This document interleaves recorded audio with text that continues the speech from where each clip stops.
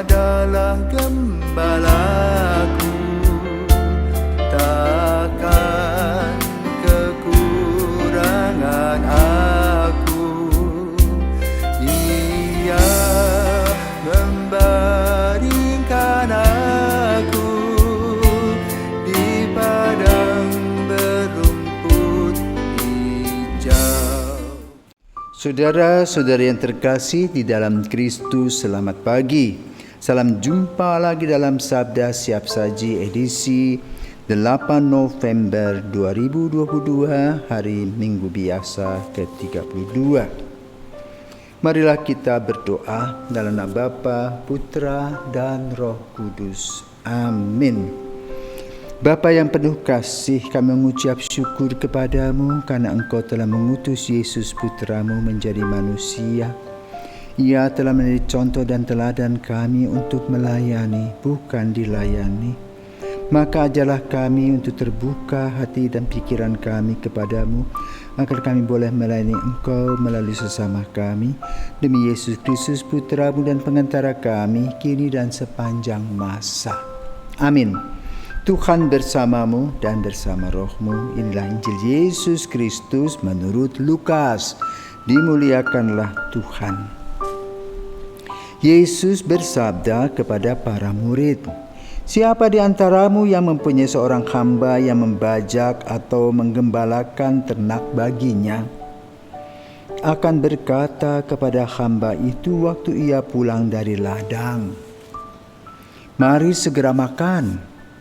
Bukankah sebaliknya ia akan berkata kepada hamba itu, 'Sediakanlah makananku, ikatlah pinggangmu dan layanilah aku sampai aku selesai makan dan minum. Dan sesudah itu engkau boleh makan dan minum.' Adakah ia berterima kasih kepada hamba itu karena ia telah melakukan apa yang ditugaskan kepadanya? Demikian jugalah kalian. Apabila kalian telah melakukan segala sesuatu yang ditugaskan kepadamu, hendaklah kalian berkata, 'Kami ini hamba-hamba tak berguna. Kami hanya melakukan apa yang harus kami lakukan.'" Demikianlah sabda Tuhan. Terpujilah Kristus.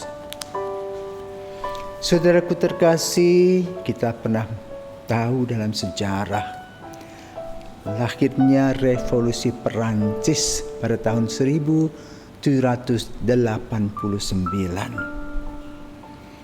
Kaum proletar, orang-orang sederhana, memberontak kepada kelompok borjuis. Sampai kemudian ratu yang bernama Maria Antoinette harus digilotin. Mengapa hal itu terjadi? Karena kaum borjuis ini terlalu keras, terlalu menindas orang-orang kecil. Maka sering orang mengatakan dalam istilah dan peribahasa, semut saja kalau diinjak dia ngamuk. Apalagi manusia yang dilahirkan mempunyai hak yang sama, entah dia putih, entah dia hitam, entah dia coklat, entah dia kuning, tetapi semuanya sama semartabat sebagai manusia citra Allah.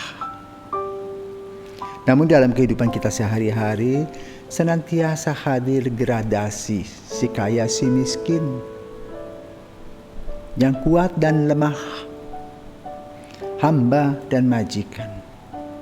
Hari ini Yesus mengajak kita untuk melihat dengan kacamata yang lebih terang dan jelas bahwa kalian atau kita hidup di dalam dunia ini yang menggunakan gradasi seperti yang disampaikan Injil atau seperti apa yang disampaikan oleh Yesus pada hari ini.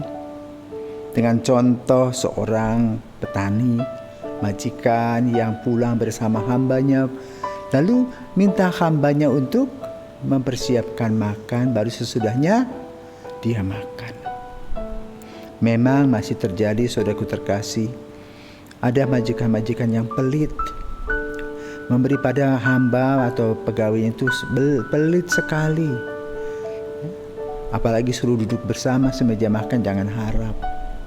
Makanan pun juga ada sebagian yang diberi setengah basi baru diberi kepada karyawatinya atau karyawannya. Ini tidak sesuai dengan rencana atau kehendak Tuhan dengan kata yang disebut kita cinta kasih. Cinta kasih harus dibuktikan, bukan hanya dinyatakan, tetapi harus menjadi kenyataan. Lalu bagaimana Yesus ingin mengubah pikiran kita? Seperti dia menyinggung peristiwa Bapa dan keselamatan kita. Siapa sih yang diutus menjadi murid, menjadi juru selamat? Yesus. Tapi Yesus menjadi budak. Yesuslah kemudian yang akan disalibkan, melayani. Maka lalu ada peristiwa sebelum Yesus pergi ke Taman Getsemani setelah mengadakan perjamuan malam yang pertama. Maka Yesus membasuh kaki para murid dengan mengatakan bahwa dia datang untuk melayani. Maka pekerjaan rumah kita adalah bagaimana kita melayani orang-orang kecil. Bukan menjadi raja di raja. Duduk sama rendah, berdiri sama tinggi. Sulit.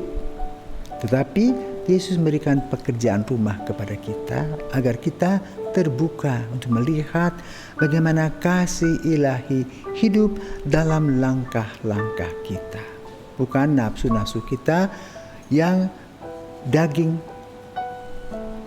duduk lebih tinggi, tidak mau melayani, ingin dilayani. Itulah kesombongan manusia. Yesus mengajak pada kita agar kita belajar rendah hati.